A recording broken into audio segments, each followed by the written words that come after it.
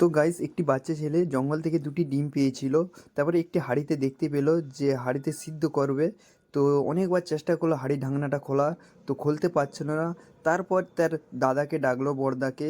অনেকবার ডাকার পর তার দাদা শুনতে পেলো, খুবই চিৎকারে শুনতে পেলো। তারপর তার ছোটো ভাই হাতটি দেখে সেও চেষ্টা করলো, কিন্তু ঢাকনাটা সে খুলতে পারছিল না।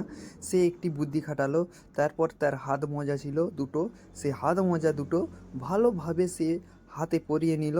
তো পরিয়ে নেওয়ার পর এবার হয়েছে বলে সে এবার সেই হাঁড়িটার কাছকে যেয়ে ঢাকনাটা সে খুলতে লাগলো। সে খুবই সহজে তার ঢাকনাটা খুলে দিল।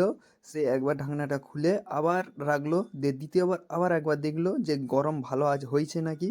তো হওয়ার পর তারপর তার ভাইয়ের কাছ থেকে ডিম দুটো মাঙলো। তারপর হাঁড়িতে সেই ডিম দুটি রেখে দিল। ডিমগুলো রাখার পর তারপর আবার ঢাকনাটা সেই হাঁড়িতে দিয়ে দিল। তারপর কিছুক্ষণ বাদেই তাদের ডিম সিদ্ধ হয়ে গেল। তার ভাই খুব খুশি হয়ে গেল।